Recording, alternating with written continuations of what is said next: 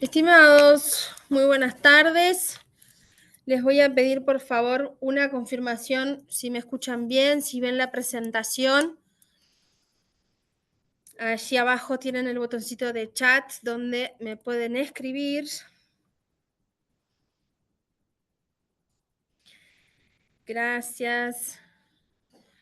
Se escucha y se ve. Perfecto. La presentación también la ven, ¿verdad? Porque estamos inaugurando Zoom y no quiero que tengamos ningún problema. Todo perfecto. Genial. Muy bien. Vamos a empezar con la presentación del día de hoy. La idea es conversar, antes que nada, obviamente que ponernos en un contexto macroeconómico de todo lo que ha sucedido relacionado al tema de la guerra comercial, a los acuerdos que se han generado, al igual que hacer un análisis puntualmente sobre las 7 magníficas, que si bien entiendo que todos están al tanto o por lo menos han escuchado hablar de las 7 magníficas y qué representan esas 7 acciones, es darle una mirada un poco más técnica y obviamente que sumado a lo fundamental. Así que hablemos un poco con respecto, primero que nada, a lo fundamental. Después se va a meter Ángel a hablar un poco más de lo técnico de cara justamente a las acciones, ¿sí? Así que bueno, dicho esto, avanzamos y obviamente tengo que empezar hablando del contexto o del fenómeno guerra comercial 2.0, ¿no? Les voy a molestar nada más. Ven la presentación y que estamos en una gráfica del Standard & Poor's ahora, ¿correcto? Pregunto por las dudas. Correcto, perfecto, gracias. Entonces, básicamente lo que tenemos que entender y lo que está pasando en este minuto relacionado justamente con la guerra comercial y 2.0 es porque de alguna manera esto no es nuevo y ya lo hemos vivido en el gobierno anterior de Trump, pero hasta acá, o por lo menos hasta fin de año, todo este movimiento, todo venía bien y la bolsa reaccionando ante el hecho de que Trump había ganado las elecciones, en máximos, zonas de máximos históricos, y esto lo que estamos viendo es el Standard & Poor's justamente desde que empezaron los rumores de que posiblemente podría ganar Trump hasta que empezó todo el retroceso. Si bien el tema de la guerra comercial y el tema de los aranceles, Trump lo anunció durante toda su campaña política y que era lo que tenía pensado hacer, finalmente cuando se da el anuncio, el mercado que por lo general descuenta por rumor, por expectativa, no se esperaba que fuera tan brusco o por lo menos que los aranceles fueran tan altos y tampoco tan masivos, apuntando a todo el mundo, ¿no? Y es por eso que vimos ese retroceso más fuerte para la bolsa, donde lo que teníamos era hasta fines de marzo la caída tan expresiva del Standard & Poor's que sumó un 34% básicamente de retroceso. Entonces, lo que generó la caída más fuerte no era el hecho de que se empiece la guerra comercial, porque de alguna manera el mercado ya lo esperaba, pero recuerdo que el mercado reacciona a lo sorpresivo del dato, ¿no? También tuvimos durante todo el año pasado el hecho de que muchos bancos y calificadoras de riesgo empezaron a hablar de la posibilidad de recesión, ¿no? Nosotros defendimos durante todo ese periodo que si bien se hablaba de recesión, desde el punto de vista macro, los datos que importaban, como la tasa de desempleo, el Producto Interno Bruto, el dato de inflación, todos estaban apoyando el crecimiento que había, ¿no? Entonces, hablaban de recesión porque la realidad es que el mercado había subido mucho y entonces en algún momento se hablaba de burbuja, que tenía que retroceder, que corrección por tomas de ganancias y demás. Entonces, no había un escenario económico propiamente dicho para afirmar una recesión. De hecho, terminamos el 2024 con las calificadoras de riesgo hablando de una probabilidad de recesión de un 30, un 35%, lo que básicamente es, puede haber recesión para no jugársela y no decir que básicamente durante 2024 estaba descartado el tema.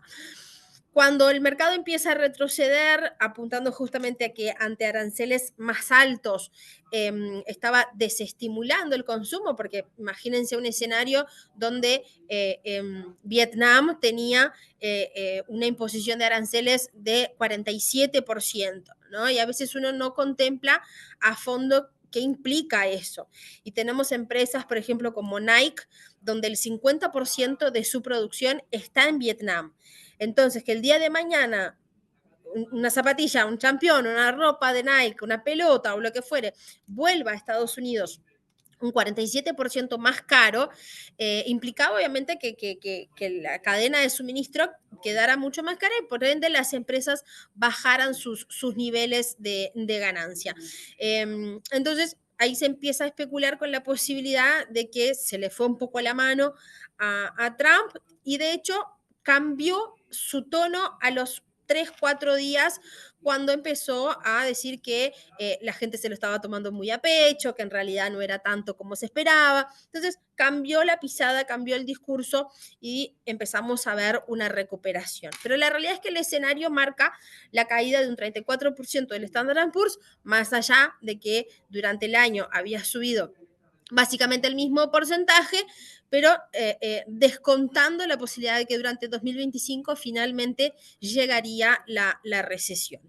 Si hacemos una línea de tiempo para entender básicamente cómo llegamos al día de hoy y a la recuperación que hemos visto en la bolsa hoy, tenemos que el 2 de abril fue el famoso Liberation Day, donde Trump aparece en televisión, como pudimos ver con su tablita de todos los aranceles, con una caída del mercado muy fuerte que aparte se acentuó el fin de semana, el 7 de abril, en la apertura del domingo, y teníamos índices, si bien movimientos en esos días fueron normales, movimientos de 3, 4% para los índices, el domingo en la apertura del mercado asiático, Nasdaq, Standard Poor's y Dow Jones, los tres habrían un promedio de un 4% abajo. En un momento el Nasdaq llegó a estar un 6% abajo el 7 de abril. Unos días después, y justamente después de esa caída tan expresiva, el día lunes, el 8 de abril, es que teníamos, el martes, perdón, 8 de abril, teníamos el anuncio de la pausa de 90 días de los aranceles, salvo para China, ¿no? Su gran pelea, su foco más fuerte, siempre se supo que fue con China, de hecho se elevaron las tasas más a China que a cualquier otro país. Entonces se hace la pausa de 90 días y ahí el mercado ya empezó a calmarse un poco. De hecho, ese mismo día el Nasdaq subió un 6%. No veíamos un movimiento para el Nasdaq que se siguió sumando un 12% al alza en el Nasdaq. El mejor día básicamente de la historia para el índice, lo que mostraba básicamente que la liquidez está ahí, ¿no?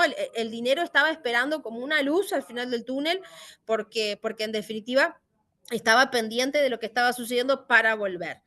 El tema es que si comparamos el movimiento que vimos en la bolsa en las últimas semanas con guerras anteriores, guerras no digo solo armadas, inclusive no solamente comerciales, o mismo con la pandemia, la manera de invertir ha cambiado. Y esto con muchos que tuve la oportunidad ya de hablar del tema, saben que soy un poco partidaria de esa opinión.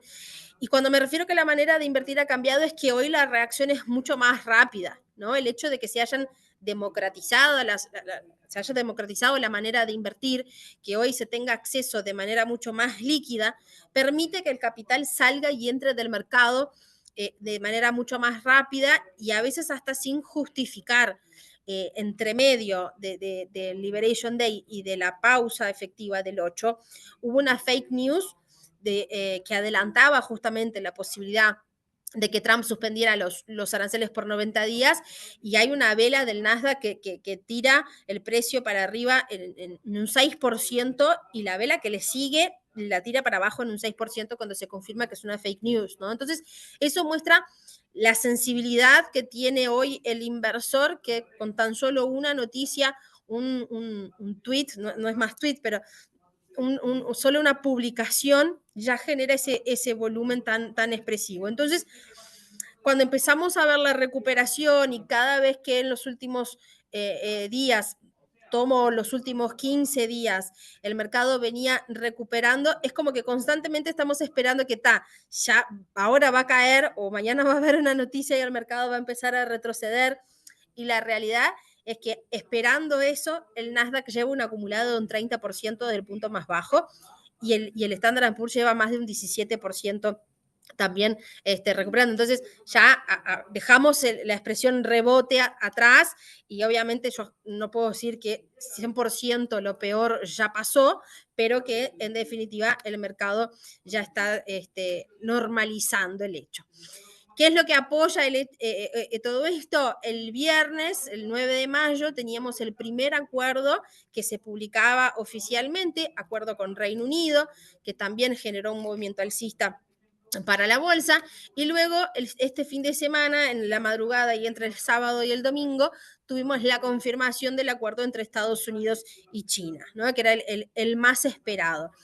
Por lo pronto, el acuerdo ahora entre Estados Unidos y China, y me adelanto a esta diapositiva, marca, 90 días de pausa, ¿no? También que quedan vigentes a partir del fin de semana, distinto de la pausa anterior, que para los demás países aplica o está en vigor esa pausa, que además vence el 4 de julio, ¿no? Bastante la fecha muy simbólica, porque es el Día de la Independencia de los Estados Unidos, entonces hasta allí es cuando están vigentes los demás. Los demás acuerdos, entonces acá en este escenario rigen otros tiempos, ¿no? Allí están preguntando, vamos a tener la presentación. Si mañana se la pedís a tu analista, te la enviamos con gusto, sin ningún problema. ¿Sí? Ahora sí, si te digo que sí, no me voy a acordar de mandártela, así que te pido por favor que te comuniques con el analista y con gusto te la envían. Entonces acá les traigo el contexto en que se dio el acuerdo, que es básicamente una reducción de aranceles muy importante, ¿no? O sea, se reduce de un total, de un global del 145% a 30%, que básicamente es bajarla al 10%, al igual que tienen todos los países, sumado a esto un 20% que es todo lo relacionado con el fentanilo, que es una de las grandes peleas que Trump dijo que tenía que encarar con China, con México y con Canadá, ¿no? Entonces sigue vigente los 20% allá del principio relacionado con el fentanilo. Entonces, la realidad es que después, además de este acuerdo, no sé si todos tuvieron la oportunidad de ver, pero hace 2 días hubo un evento muy importante para anunciar inversiones trillonarias entre Estados Unidos y Arabia Saudita.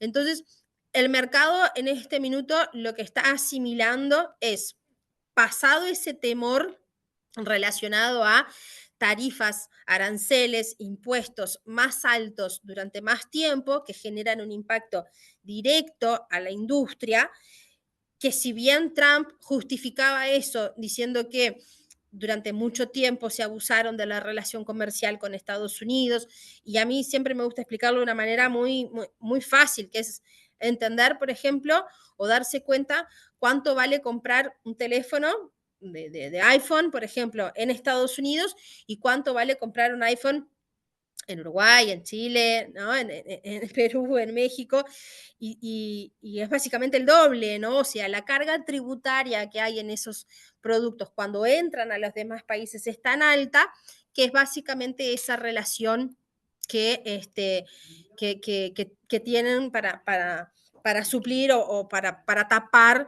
y esa es la intención de Trump. Por otro lado, su idea inicial era estimular a que todas esas industrias, fábricas, producciones, generadores de servicios tengan Estados Unidos como hub, ¿no? O sea, que básicamente, y él siempre dice, su sueño es que Apple fabrique todos sus teléfonos y sus computadoras en Estados Unidos.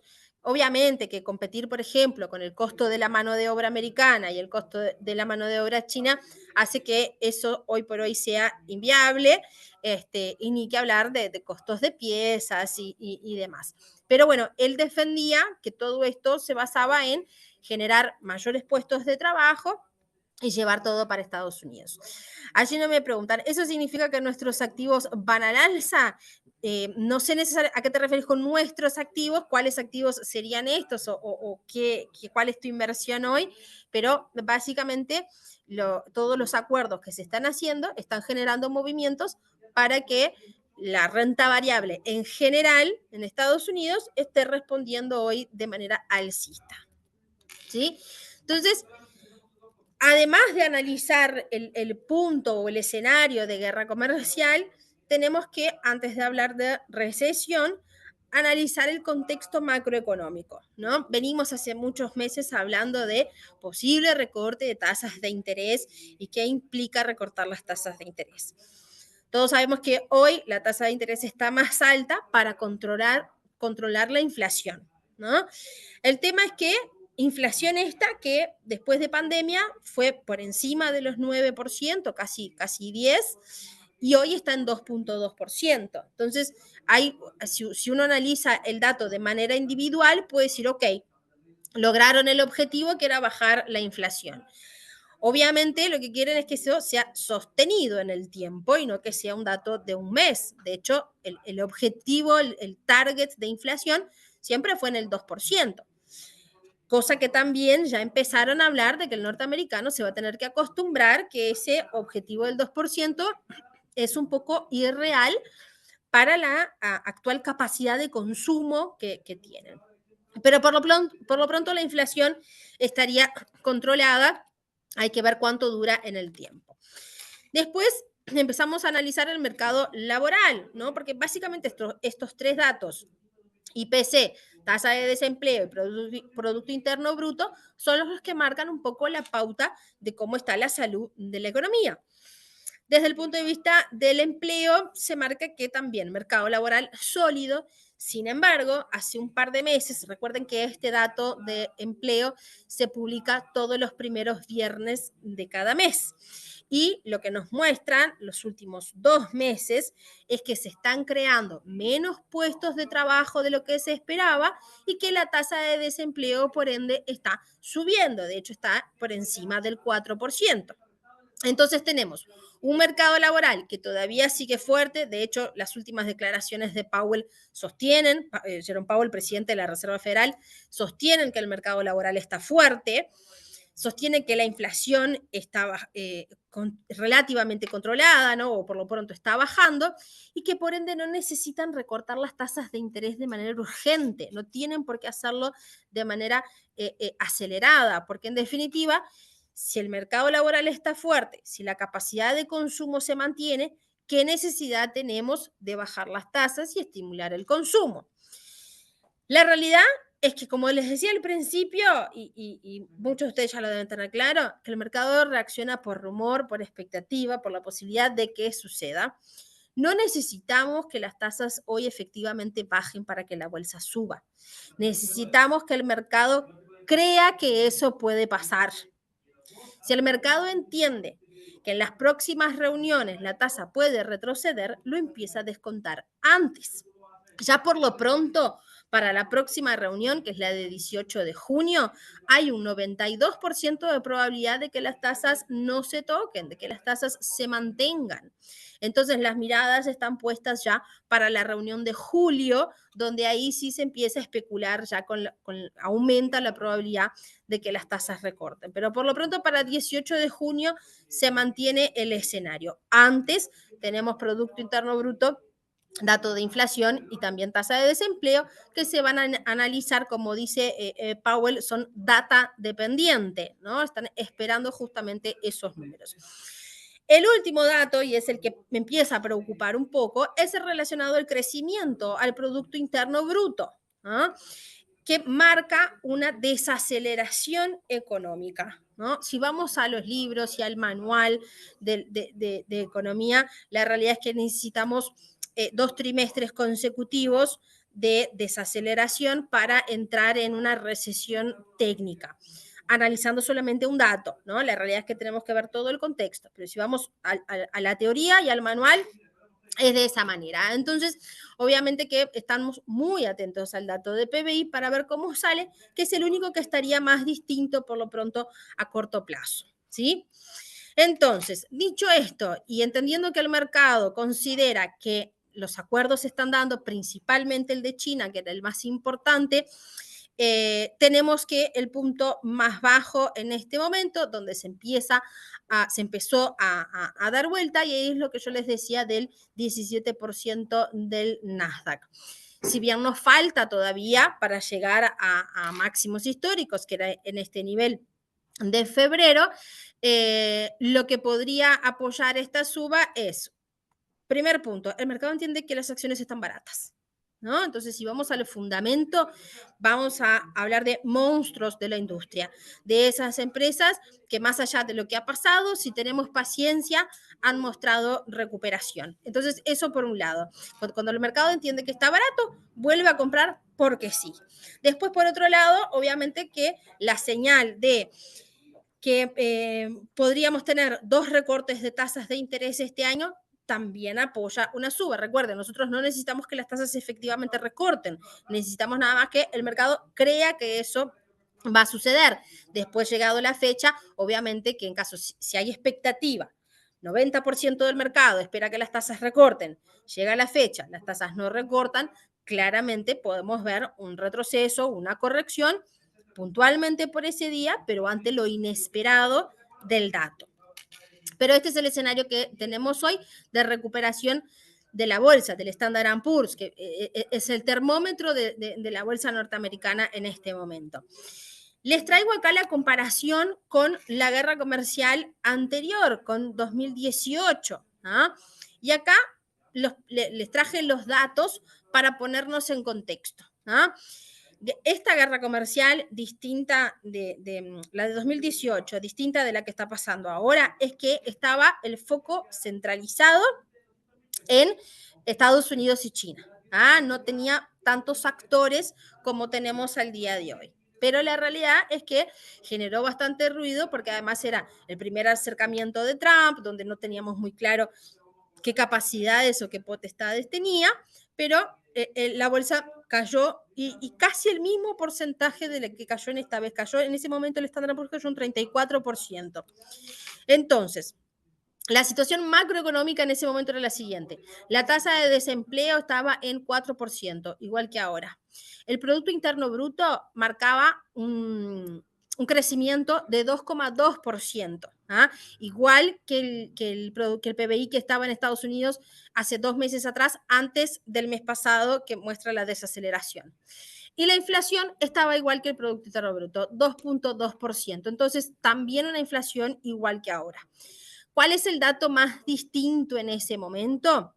Es que las tasas de interés se estaban aumentando. Justamente el temor al gran consumo que se podría generar es que se aumentaba la tasa de interés en ese momento a 2,5%. Este es el único punto del punto de vista económico distinto, analizando solamente datos, de lo que estamos viendo al día de hoy. Entonces tenemos aquí en el entorno del 2 de octubre el punto más alto para el Standard & Poor's, para tener el 26 de diciembre de 2018 el punto más bajo. La recuperación se dio en alrededor de 4 meses, donde volvió a los niveles que estaba en octubre, para después seguir subiendo, y el recorrido que vemos hoy, para que tengan una idea, en ese momento cotizaba en el entorno de los 2.900 dólares el S&P, que comparado obviamente por encima de los 5.000 o los 6.000 que ha llegado, estaba bastante más abajo. Y después les traigo también la comparación del movimiento relacionado a el COVID, ¿no? O sea, a la pandemia. Y ahí teníamos un movimiento bajista en un corto plazo, o sea, en un plazo mucho menor a la caída anterior, en este caso del 2018. Obviamente, momentos de incertidumbre, donde básicamente cuando la bolsa empezó a recuperar de esta caída, no habían vacunas todavía, el escenario seguía incierto, pero había mucho estímulo económico. Datos macroeconómicos en ese momento, la tasa de desempleo que había llegado al 13,3%, ¿no? O sea, una locura. El Producto Interno Bruto marcaba una desaceleración de menos 4%. pero una inflación en 0,03. Entonces, claramente había poco consumo por el temor y por eso tampoco había inflación, y lo que estaban haciendo era bajar las tasas de interés a 0,25 porque había mucho desempleo, porque no había crecimiento económico y la inflación estaba casi a cero, es que en este minuto se estaba bajando las tasas de interés para estimular el consumo. Entonces, si bien el movimiento de la bolsa es muy similar a lo que estamos viendo hoy, desde el punto de vista macro son otros los números. Y acá, como podemos ver, la caída fue de un mes para llevar 5 meses aproximadamente para recuperar al mismo nivel y después también seguir creciendo al precio que vimos hoy. De hecho, acá estaba en el entorno de los 3.360. Entonces, ahora la idea, le voy a dar paso a mi compañero para que Ángel les explique fundamentalmente y técnicamente respecto a las 7 acciones que lo que por lo pronto que me parece importante comentarles que tampoco es que las elegimos de manera aleatoria, porque inclusive hay un índice que se llama, un ETF que se llama relacionado a las 7 MAG, que habla justamente de todo esto. Entonces no es porque elegimos de manera aleatoria esto, ¿sí? Ángel, te doy paso a que sigas tú. Bien, dale, gracias, Lau.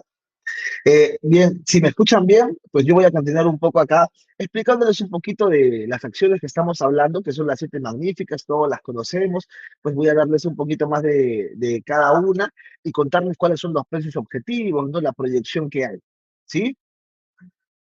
A ver, vamos entonces con la diapositiva que viene para comenzar a hablar un poquito de cada una.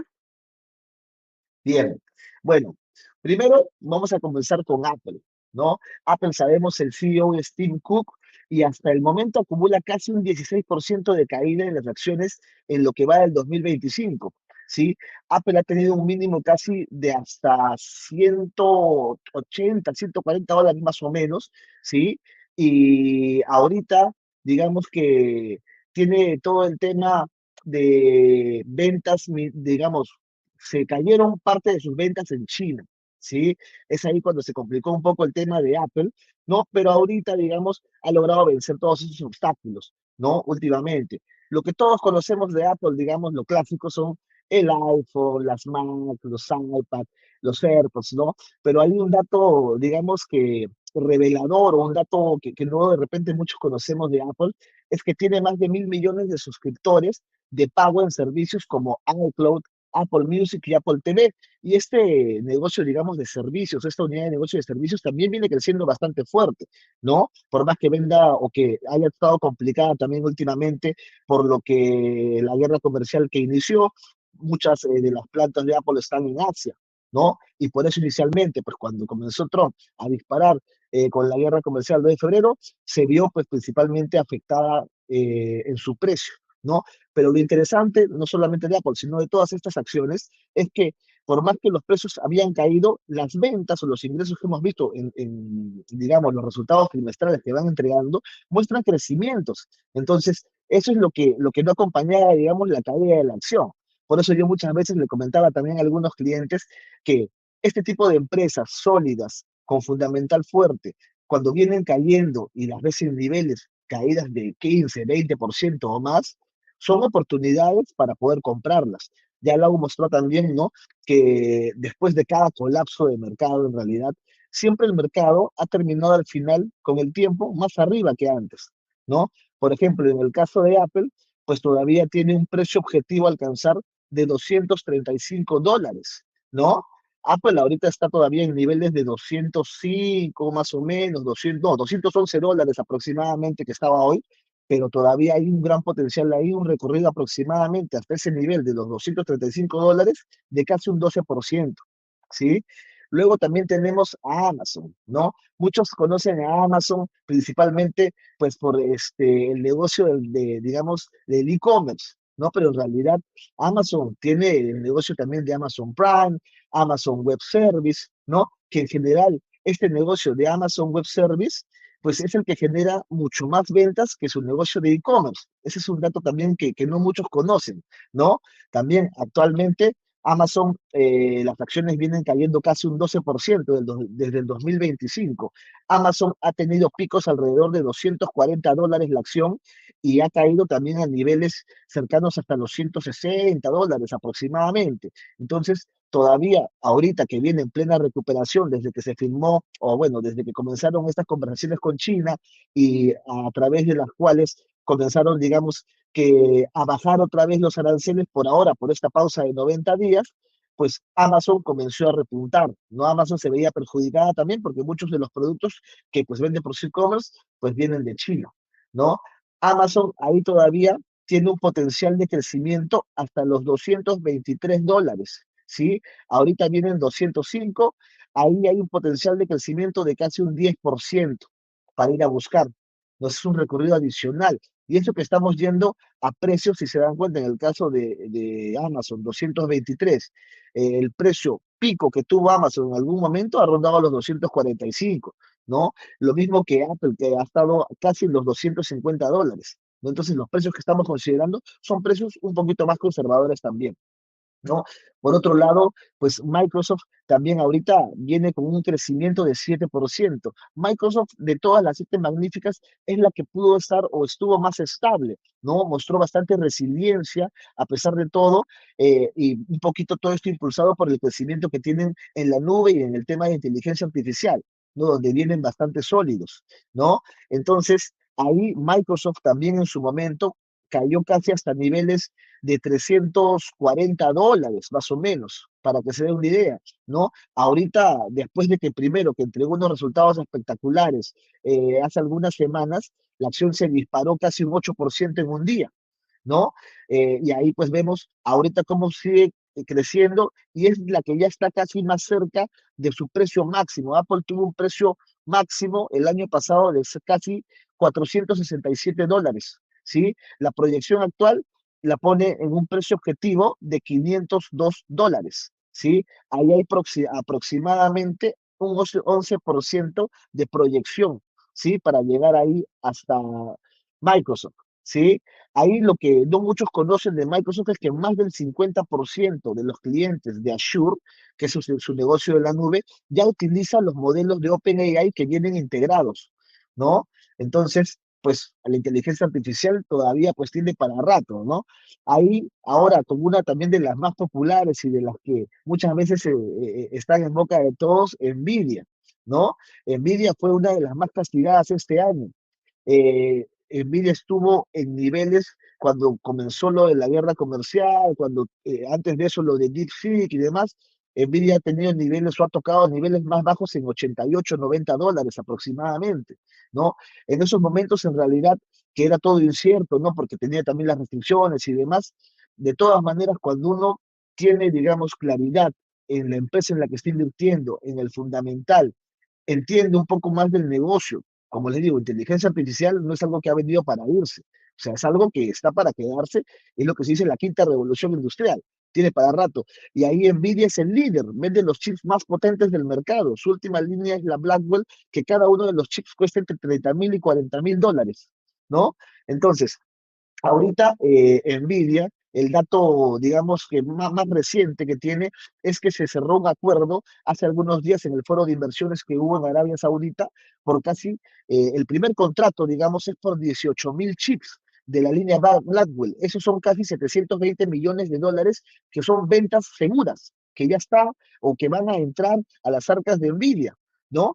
Además que el hecho de que Trump hace ya algunas semanas haya eliminado las restricciones adicionales que puso a la exportación de chips de inteligencia artificial a lo que él consideraba países poco amigos, ¿no? Como Rusia, China y también los Emiratos Árabes, pues le da la posibilidad a Nvidia de exportar tranquilamente y ya no asumir ese costo adicional que iba a asumir de casi $5.500 millones.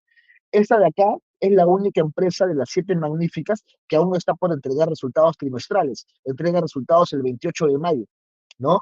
Entonces, de cara al 28 de mayo puede ser interesante el recorrido adicional que puede hacer, ¿no? Además, Nvidia, bueno, cerró este tema que les comentaba en Arabia Saudita y hay un dato oculto, digamos, también o interesante, es que esta asociación que hizo Nvidia allá o este contrato inicial es con una empresa de Arabia Saudita que se llama Umain, ¿sí? Y este contrato va, o lo que quiere buscar o hacer Arabia Saudita es tener un centro de datos de 500 megavatios.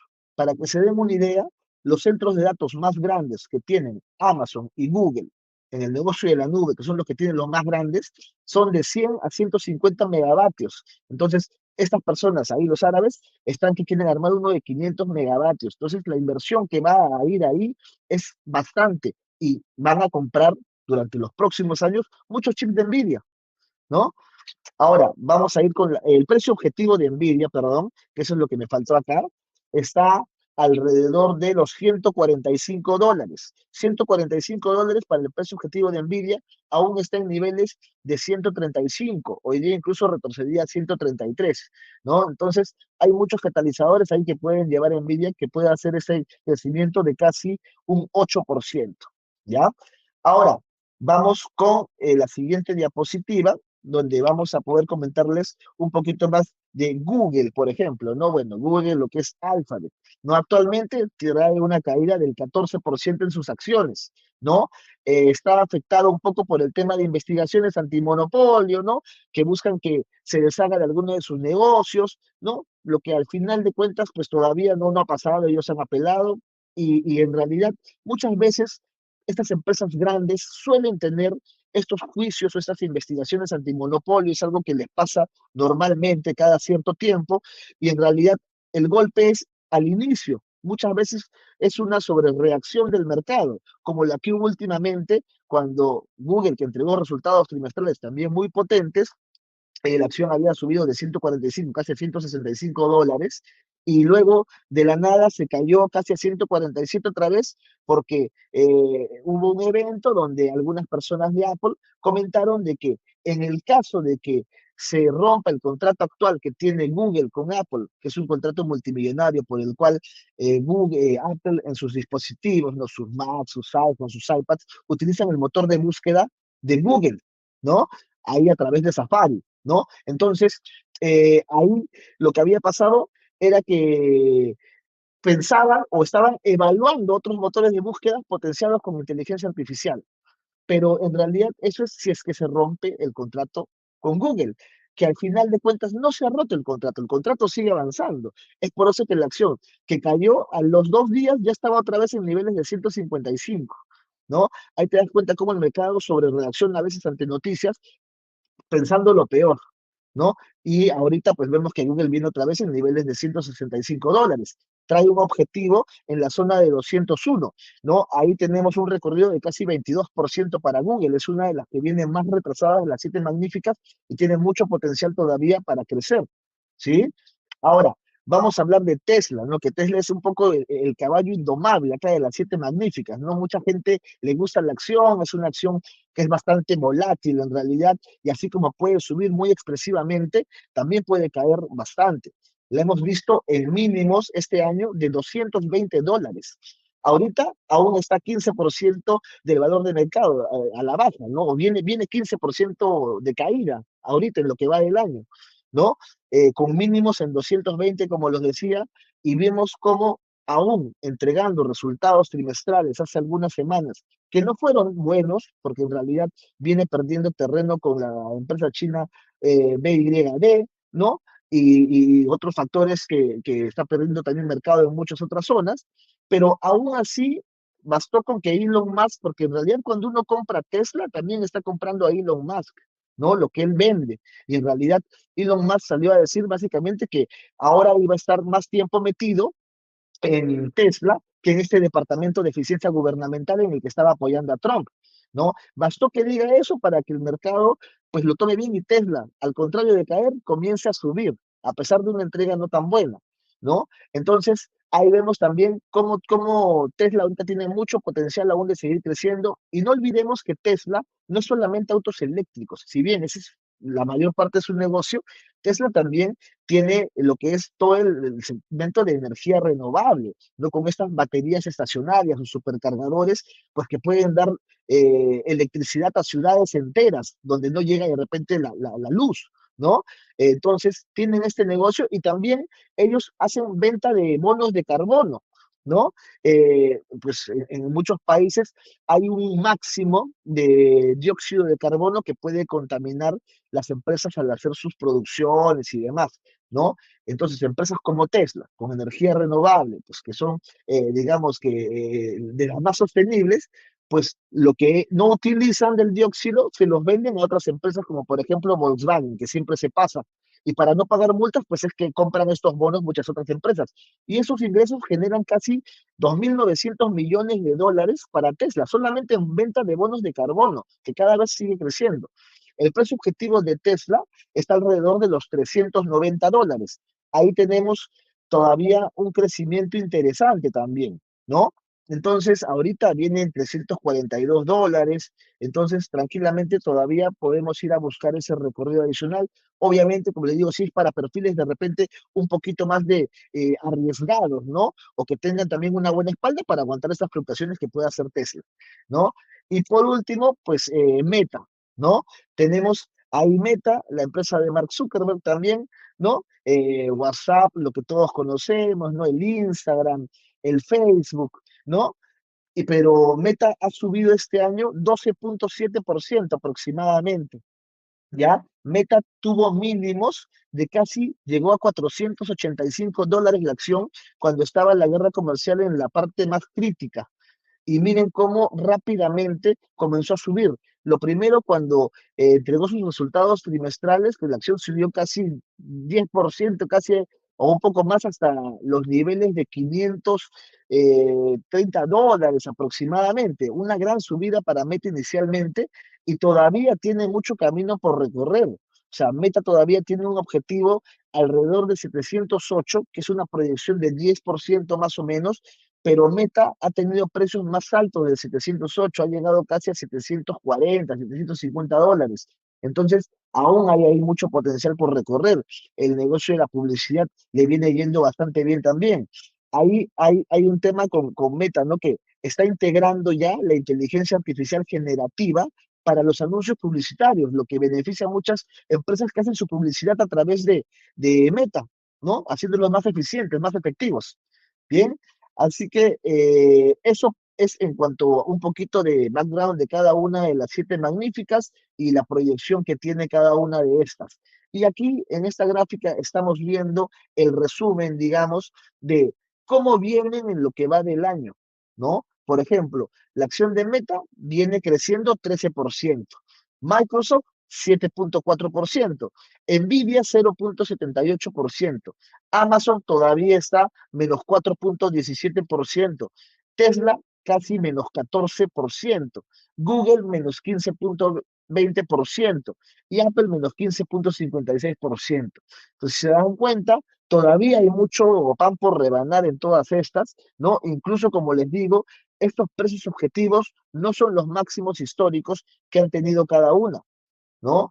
Así que es muy probable que puedan alcanzarlos, incluso pues hasta superarlos en algún momento, si como hablaba Laura, en el segundo semestre comienzan a hacerse estos recortes de tipo de interés, o al menos el mercado comienza a tener ese sentimiento de recortes de tipo de interés, pues puede ser interesante. Incluso la inflación, que salió el dato esta semana, viene cayendo. El nivel que estaba en 2.4% anualizado cayó a 2.3%, es cada vez más cercano al objetivo del 2% que tiene Powell, ¿no? Incluso hoy día salió el IPP negativo. Entonces, la cadena de suministro también. Eso pues va de la mano. Y ahí es una traba menos para que la Fed pues en algún punto pueda iniciar esta política de recortes, ¿no? Sí, Ángela, Ahora, ahí yo justo nos estaban preguntando si Netflix podría estar considerada en las acciones con mayor proyección. La realidad es que en su momento Netflix supo estar inclusive entre las siete magníficas, finalmente después fue sustituida por Tesla, pero cuando hablamos de capitalización bursátil, caída de los precios y recuperación, sin duda Netflix hace parte de ese combo, ¿no? Inclusive con un precio por encima de los $1.000 se empieza a hablar de manera muy fuerte de un posible split, ¿no? Y el split, lo que sabemos por lo general, el split, por las dudas, para el que no sabe, es la división del precio de la acción, ¿no? Básicamente nosotros tenemos una acción hoy a 1.000, si hace un split el día de mañana de un 2-1, pasan a tener dos acciones que valen 500 en vez de una que vale 1.000. Entonces aumenta el número de acciones que hay circulando en el mercado. Entonces eso genera una mayor demanda porque queda más barato, más accesible, más gente puede comprar. Entonces podríamos inclusive este año ver un anuncio de split para Netflix. Entonces creo que sí. Ángel, nosotros además trajimos desde el punto de vista técnico, ¿no?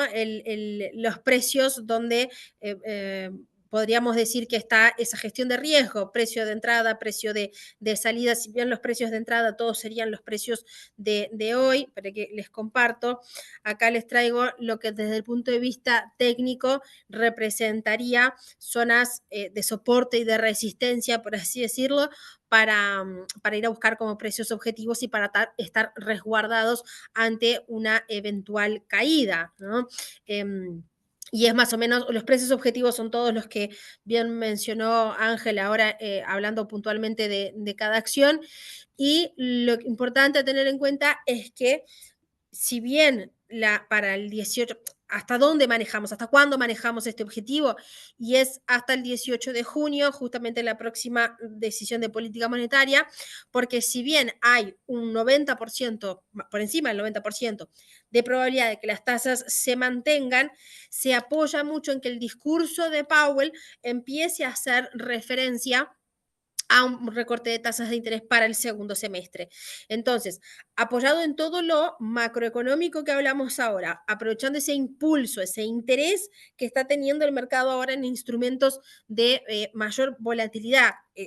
De hecho, si analizamos, no era el tema de hoy, pero si analizamos las criptomonedas, podemos ver un Bitcoin llegando a máximos históricos y eso habla justamente del sentimiento, ¿no? del inversor, el interés del inversor en este minuto por activos de mayor rendimiento. Entonces, en ese sentimiento inversor positivo, en los datos macroeconómicos, que si bien el Producto Interno Bruto es el único que marca una desaceleración, tenemos inflación llegando al nivel ideal, tenemos por otro lado el mercado laboral que se mantiene estable, lo que nosotros proponemos de las 7 magníficas ahora es volver o por lo pronto acercarse a precios que ya tocaron, ¿no? No es que están en máximos históricos ahora y se apunta a que simplemente sigan subiendo, sino que es volver a niveles anteriores al retroceso que tuvimos hace nada, 2 meses, precios de 2 meses atrás,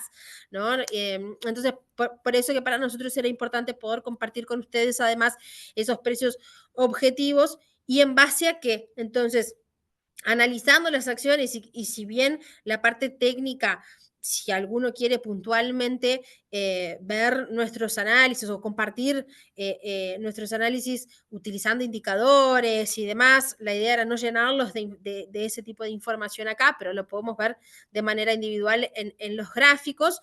Era presentarles que tanto desde el punto de vista técnico como desde el punto de vista fundamental, estas acciones nos están dando un buen punto de entrada. Después, si eligen las 7 o si quieren hacer menos opciones, adaptarlos a su capital, a su nivel de apalancamiento, a su nivel de riesgo, en fin, acá hay algunas obviamente que tienen un beta más alto y por lo pronto son más volátiles que otras, si las vamos a comparar entre ellas, y además también tienen valores nominales distintos, ¿no? Entonces, eso genera obviamente que a partir de mañana y de manera individual lo podemos analizar como lo prefieren ejecutarlos si es que les hace sentido lo que estuvimos hablando acá.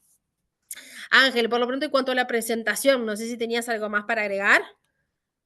No, no, por ahora todo bien. Solamente, bueno, la pregunta que hacía ahí Miguel Ángel, que por un rato me emocioné al hablar y no estaba leyendo las preguntas, pero ahí sí, 135 es el precio actual que está, incluso retrocedió un poquito a 133, pero el precio objetivo que estamos dando nosotros es 145. No olvidemos que igual Nvidia estuvo más arriba de los 145, su precio máximo llegó alrededor de los $152. ¿Sí? Entonces, ahí todavía hay camino para buscar. Y ahí una más, digamos, o un tip más con Nvidia, es que hace algunos días rompió una estructura en nivel técnico que se llama un hombro, cabeza, hombro invertido que había estado formando. Y el objetivo de esa figura está alrededor de los $150 si se llega a concretar.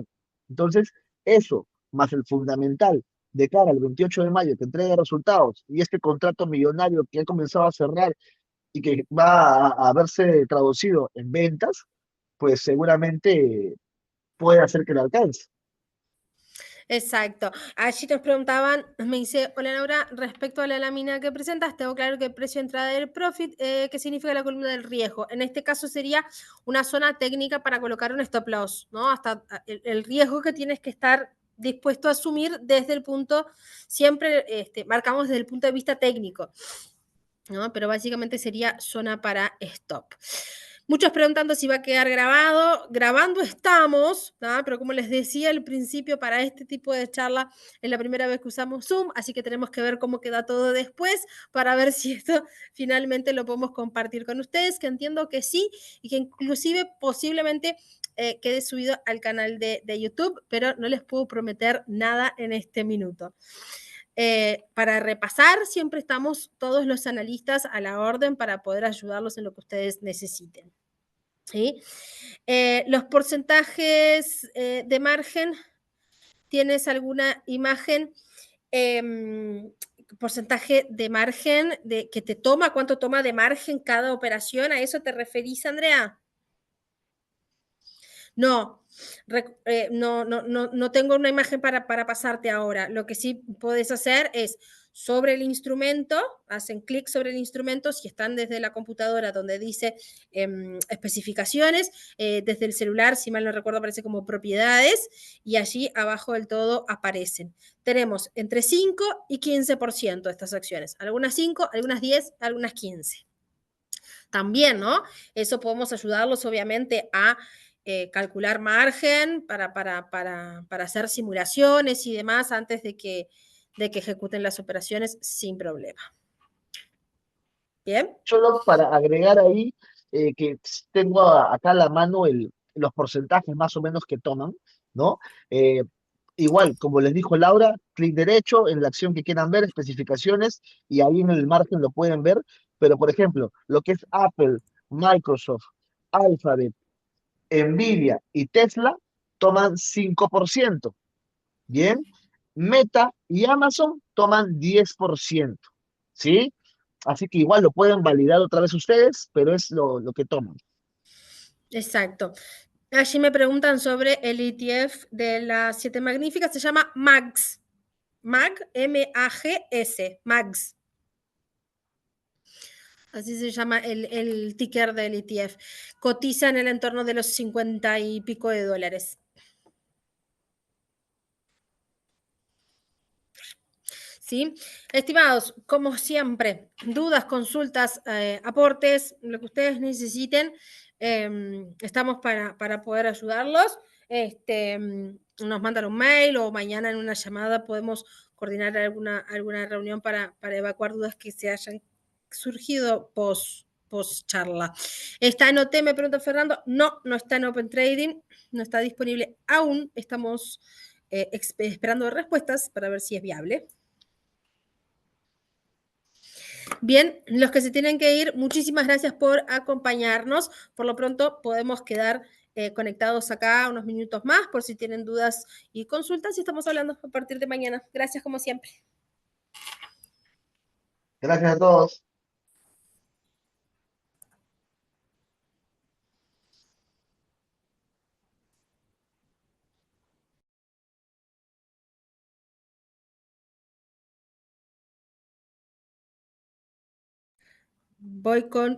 tengo preguntas por acá. Después de las 7 magníficas, ¿cuáles siguen? Y podríamos analizar todo el Standard Poor's sin, sin problema, pero obviamente que hay que mirar también el sector financiero. Me parece súper interesante analizar el sector financiero porque es un sector que ante la posibilidad de un recorte de tasas, tiende a tener un buen resultado, un buen movimiento alcista, porque si bajan las tasas, más gente tiene la posibilidad de acceder o se consumen más productos, por ejemplo, préstamos de bancos y demás. Pero ante la posibilidad de que las tasas no recorten, sus márgenes de ganancia tienden a ser mayores. Entonces, si bien es un sector que sufrió un impacto también bastante potente, ante la recuperación económica, y me parece que para eso necesitamos tener de repente un Producto Interno Bruto positivo, ¿no? Ante un dato de PBI positivo, el sector financiero podría estar bueno mirar y acompañar. A ver si tenemos algo más. Laura, ¿te animás porfa a escribir cómo encontrar las 7 magníficas? ¿Te referís al ETF? En Max, cada una tiene el mismo peso relativo o alguna influye más. Influye más. Ahí justo, Álvaro, a ver si acá puedo. Max. Tienen pesos distintos. Ponderan según capitalización.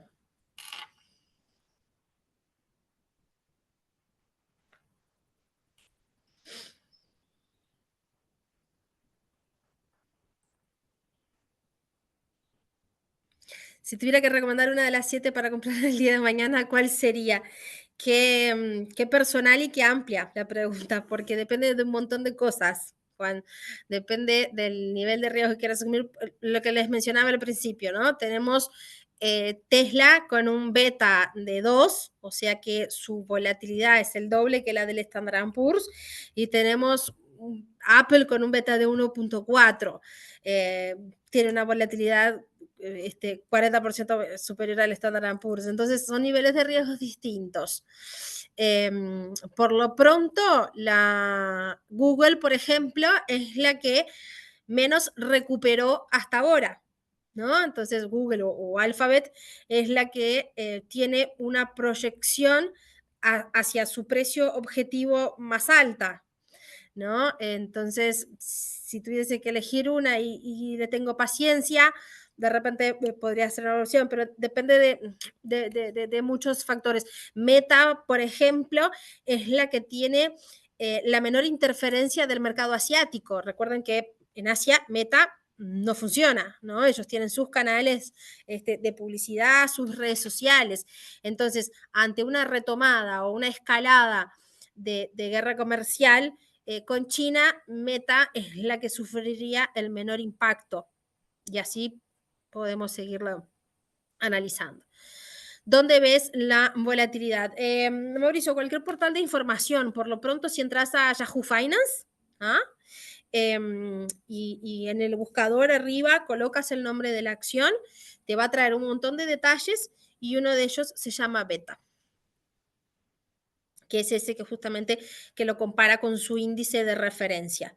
Uno es el beta del Standard Poor's y lo compara frente al Standard Poor's. Cualquier cosa por encima del 1 es más volátil que el SP, por debajo de 1 menos volátil que el SP.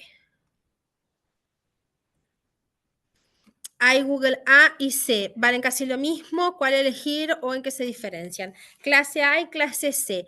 Desde el punto de vista del comportamiento de las acciones, ninguna diferencia. La diferencia está en el activo real, en la acción física, por así decir. Clase A tiene derecho a voto y un montón de cosas, por ejemplo, que la clase C no, es otra categoría de acción, pero si una sube, la otra sube, si una baja, la otra baja. Así que si hablamos de CFDs, de contratos por diferencia, no tiene ninguna diferencia.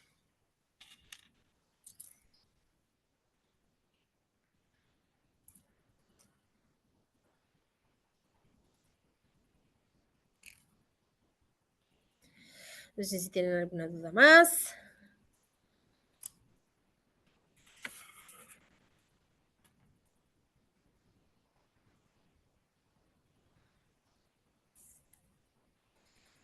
Cualquier cosa, los que quieran presentación, la PPT, nos la piden a partir de mañana, coordinamos reuniones, calculamos márgenes y hacemos todas las simulaciones necesarias. Clarísimo todo. Por favor, gracias a ti, Álvaro. ¿Podrías comentar sobre Coinbase? ¿Qué decir sobre Coinbase? Que en un día subió más de un 20%. ¿No? Una acción que sube de manera tan expresiva puede tener un retroceso, puede tener una corrección. El tema es analizar cuando sube mucho, ¿por qué sube? O cuando baja mucho, ¿por qué baja? En este caso, Coinbase ingresa al Standard & Poor's. ¿No? De hecho, en la clase del curso ayer hablábamos respecto a eso y no me acordaba, no, sigo sin acordarme el nombre de la acción que salió para que Coinbase entrara. Pero básicamente es una acción que está muy relacionado 100% básicamente relacionado con el tema de las criptomonedas. Entonces, ante un volumen de transacción muy alto, obviamente que Coinbase tiende a tener un resultado positivo. Y cuando las criptos, principalmente Bitcoin, se acercan a máximos históricos, es cuando más o resistencias o números redondos, barreras psicológicas, por ejemplo, los 100, es cuando más cuando hay mayor volumen de compra. ¿No? Entonces, por eso es que fácilmente rompe esos techos, fácilmente rompe esas resistencias. Y después tiende a mantenerse un poco más estable. Por eso de manera muy fácil rompió los 100 en la última vez que lo hizo. ¿No? Entonces, el volumen de transacción hoy de criptomonedas es muy alto. Y eso debería haberse impactado en el precio de Coinbase, que además, bueno, acaba de entrar en el Standard & Poor's. Simplemente para ponerlos en contexto y no les quiero aburrir mucho con esto, pero el hecho de que una acción entre para un índice, por ejemplo con el Standard & Poor's, además de entrar entre las principales 500 empresas norteamericanas, funciona de la siguiente manera. En Estados Unidos el tema de la renta variable es algo que aplica hasta para los fondos de pensión o a los fondos de jubilación, ¿no? de retiro. Y hay muchos índices y muchos fondos que replican lo que sucede en el Standard & Poor's. Entonces, que una empresa ingrese al Standard & Poor's quiere decir que todos esos fondos, todas esas empresas que acompañan el movimiento del S&P tienen que salir a comprar ahora esas acciones. Entonces, hay un volumen de compras muy importante de acciones de Coinbase ahora por justamente esos fondos que para replicar exactamente lo que pasa en el Standard & Poor's tienen básicamente que salir a comprar las nuevas acciones. Entonces, por eso es tan importante no solamente el cotizar en el índice, sino que hay compra directa de las acciones. Ahí me aporta Malco, gracias Malco, Discover Financial fue la que salió. Pero eso es lo que implica, así que en un corto plazo, obviamente que es súper interesante tener en cuenta nada más que después de subir un 20%, una corrección por toma de ganancias es totalmente viable.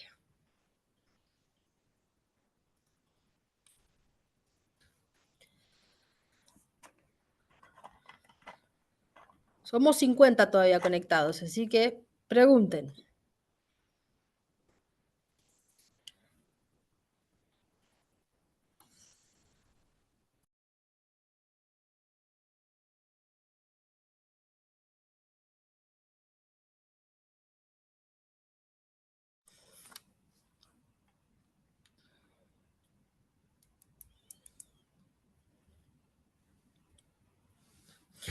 Muy bien, los dejo descansar, porque además no sé si terminó o entiendo que hay partidos de fútbol por Libertadores y demás, así que no quiero que nos tengan en una pantalla de un lado y la otra pantalla del fútbol. Así que, estimados, estamos hablando a partir de mañana. Muchísimas gracias por acompañarnos, que tengan una buena noche. Gracias a todos. Nos vemos. Chao, chao.